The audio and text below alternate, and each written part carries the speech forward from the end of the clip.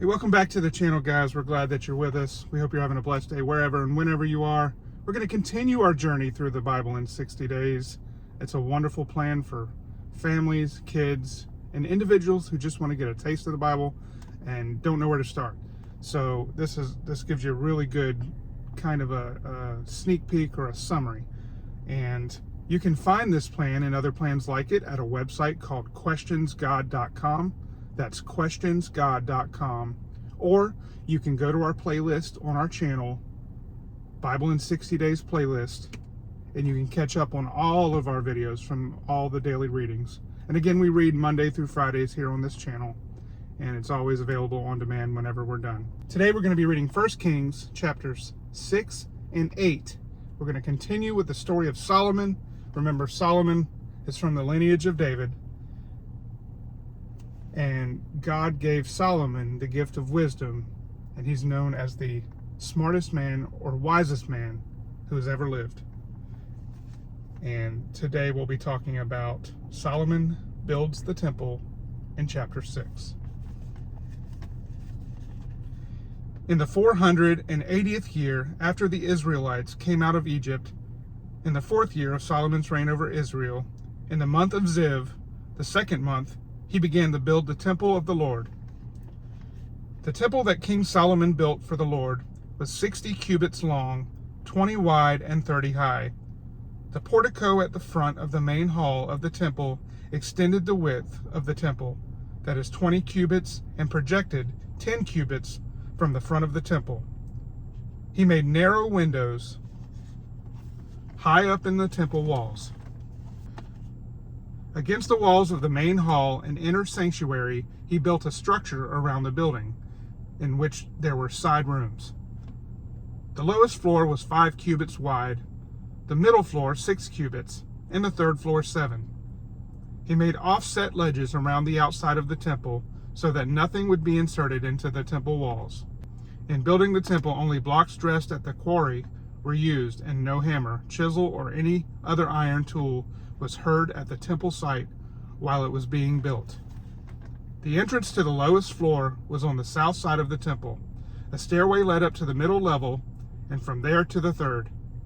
So he built the temple and completed it, roofing it with beams and cedar planks, and he built the side rooms all along the temple. The height of each was 5 cubits, and they were attached to the temple by beams of cedar. The word of the Lord came to Solomon. As for this temple you are building, if you follow my decrees, observe my laws, and keep all my commands, and obey them, I will fulfill through you the promise I gave to David your father. And I will live among the Israelites, and will not abandon my people Israel. So Solomon built the temple and completed it. He lined its interior walls with cedar boards, paneling them from the floor of the temple to the ceiling, and covered the floor of the temple with planks of juniper. He partitioned off 20 cubits at the rear of the temple with cedar boards from the floor to the ceiling, to form within the temple an inner sanctuary, the most holy place. The main hall in front of this room was 40 cubits long. The inside of the temple was cedar, carved with guards and open flowers. Everything was cedar. No stone was to be seen. He prepared the inner sanctuary within the temple to set the ark of the covenant of the Lord there. The inner sanctuary was 20 cubits long, 20 wide, and 20 high. He overlaid the inside with pure gold, as he also overlaid the altar of cedar. Solomon covered the inside of the temple with pure gold, and he extended gold chains across the front of the inner sanctuary, which was overlaid with gold. So he overlaid the whole interior with gold. He also overlaid with gold the altar that belonged to the inner sanctuary. For the inner sanctuary, he made a pair of cherubim out of olive wood, each 10 cubits high. One wing of the first cherub was 5 cubits long, and the other wing 5 cubits, 10 cubits from wingtip to wingtip. The second cherub also measured 10 cubits, for the 2 cherubim were identical in size and shape. The height of each cherub was 10 cubits. He placed the cherubim inside the innermost room of the temple with their wings spread out. The wing of one cherub touched one wall, while the wing of the other touched the other wall. And their wings touched each other in the middle of the room.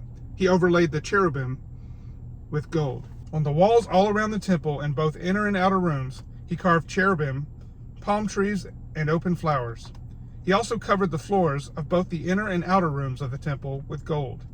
For the entrance to the inner sanctuary, he made doors out of olive wood that were 1/5 of the width of the sanctuary. And on the 2 olive wood doors, he carved cherubim, palm trees, and open flowers, and overlaid the cherubim and palm trees with hammered gold. In the same way, for the entrance to the main hall, he made door frames out of olive wood that were 1/4 of the width of the hall. He also made 2 doors out of juniper wood, each having 2 leaves that turned in sockets. He carved cherubim, palm trees, and open flowers on them, and overlaid them with gold hammered evenly over the carvings.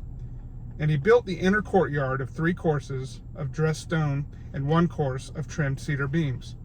The foundation of the temple of the Lord was laid in the 4th year in the month of Ziv. In the 11th year in the month of Bul, the 8th month, the temple was finished in all its details according to its specifications. He had spent 7 years building it. Now we're going to move over to 1 Kings chapter 8. The ark brought to the temple, chapter 8.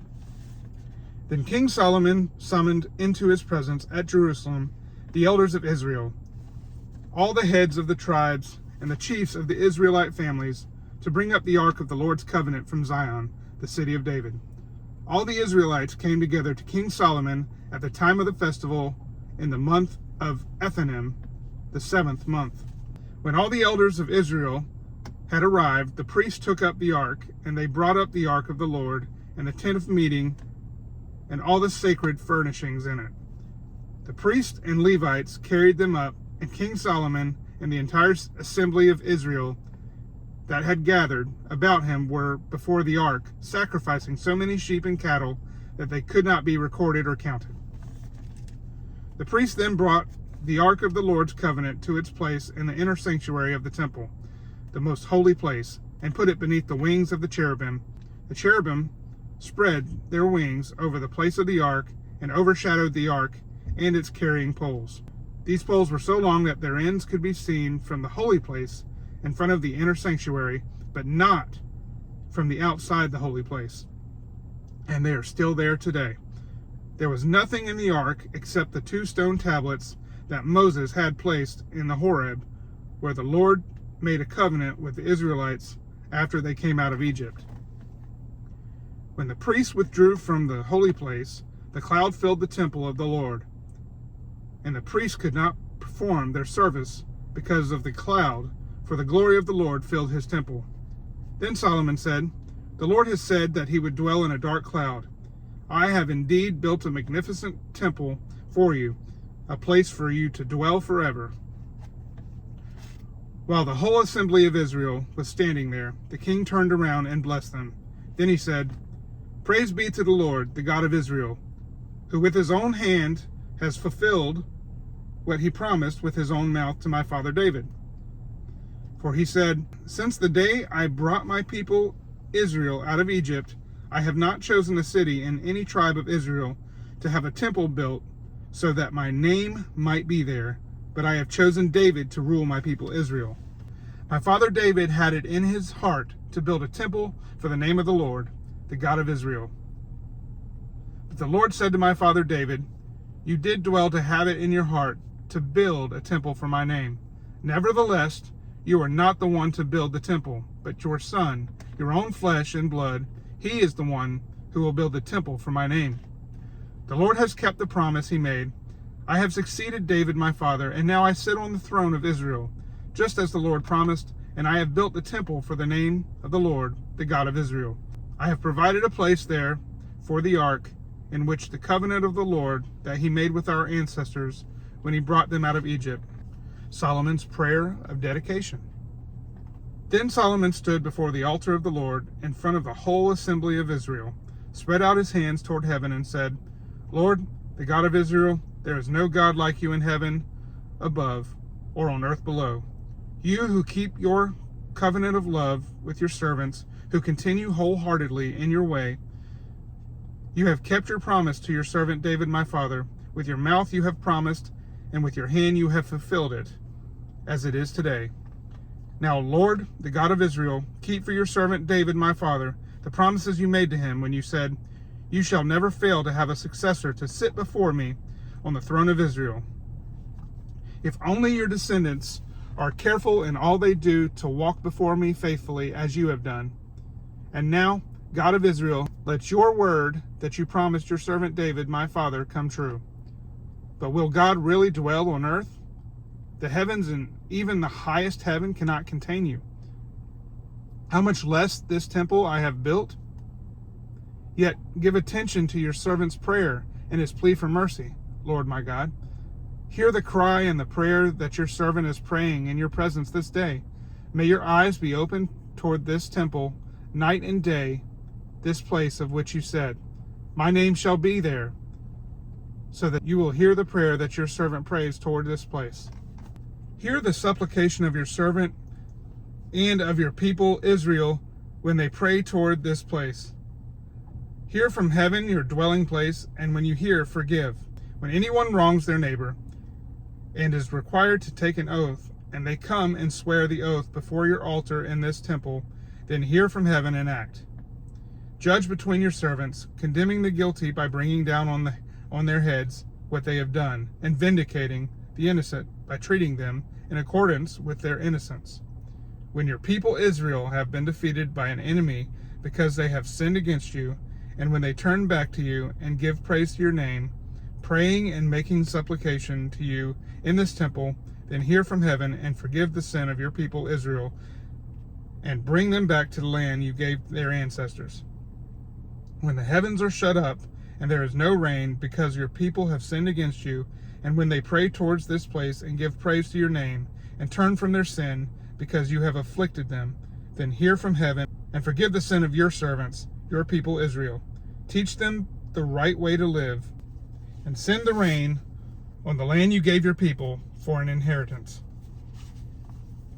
When famine or plague comes to the land, or blight or mildew, locust or grasshoppers, or when an enemy besieges them in any of their cities, whatever disaster or disease may come, and when a prayer or plea is made by any one among your people Israel, being aware of the afflictions of their own hearts, and spreading out their hands toward this temple, then hear from heaven your dwelling place. Forgive and act. Deal with everyone according to all they do, since you know their hearts, for you alone know every human heart, so that they will fear you all the time they live in the land you gave our ancestors.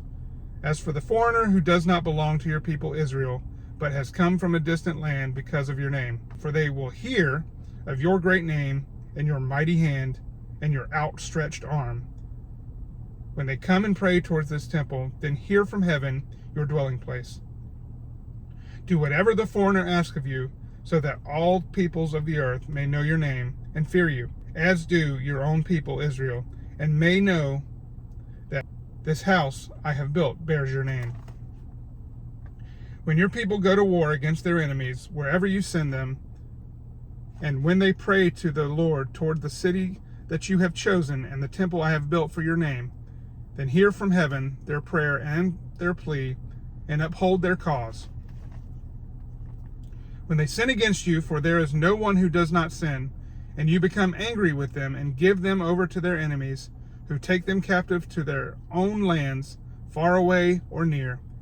And if they have a change of heart in the land where they are held captive, and repent and plead with you in the land of their captors, and say, we have sinned, we have done wrong, and we have acted wickedly, if they turn back to you with all their heart and soul in the land of their enemies who took them captive, and pray to you toward the land you gave their ancestors, toward the city you have chosen and the temple I have built for your name, then from heaven your dwelling place, hear their prayer and their plea, and uphold their cause, and forgive your people who have sinned against you, forgive all the offenses they have committed against you, and cause their captors to show them mercy. For they are your people and your inheritance, whom you brought out of Egypt, out of that iron smelting furnace. May your eyes be open to your servant's plea and to the plea of your people Israel, and may you listen to them whenever they cry out to you. For you singled them out from all the nations of the world to be your own inheritance, just as you declared through your servant Moses, when you, sovereign Lord, brought our ancestors out of Egypt. When Solomon had finished all these prayers and supplications to the Lord, he rose from before the altar of the Lord, where he had been kneeling with his hands spread out toward heaven. He stood and blessed the whole assembly of Israel in a loud voice, saying, Praise be to the Lord, who has given rest to his people Israel, just as he promised. Not one word has failed of all the good promises he gave through his servant Moses. May the Lord our God be with us, as he was with our ancestors. May he never leave us nor forsake us. May he turn our hearts to him, to walk in obedience to him and keep the commands, decrees, and laws he gave our ancestors. And may these words of mine, which I have prayed before the Lord, be near to the Lord, our God, day and night, that he may uphold the cause of his servant and the cause of his people Israel according to each day's need, so that all the peoples of the earth may know that the Lord is God and that there is no other. And may your hearts be fully committed to the Lord, our God, to live by his decrees and obey his commands as at this time. Last little piece right here, the dedication of the temple. Then the king and all Israel with him offered sacrifices before the Lord. Solomon offered a sacrifice of fellowship offerings to the Lord, 22,000 cattle and 120,000 sheep and goats. So the king and all the Israelites dedicated the temple of the Lord. On that same day, the king consecrated the middle part of the courtyard in front of the temple of the Lord, and there he offered burnt offerings, grain offerings, and the fat of the fellowship offerings, because the bronze altar that stood before the Lord was too small to hold the burnt offerings, the grain offerings, and the fat of the fellowship offerings. So Solomon observed the festival at that time, and all Israel with him, a vast assembly, people from Lebo Hamath to the Wadi of Egypt. They celebrated it before the Lord our God for 7 days and 7 days more, 14 days in all. On the following day he sent the people away. They blessed the king and went home, joyful and glad in heart for all the good things the Lord had done for his servant David and his people Israel. And that completes our reading today. It's a lot of reading today, but a lot of good stuff with Solomon, the temple, and all that stuff. So, guys, we hope that you'll join us on the next one. And we thank you for tuning in. Hope you'll join us on the next family video or Bible reading. But until next time, God bless.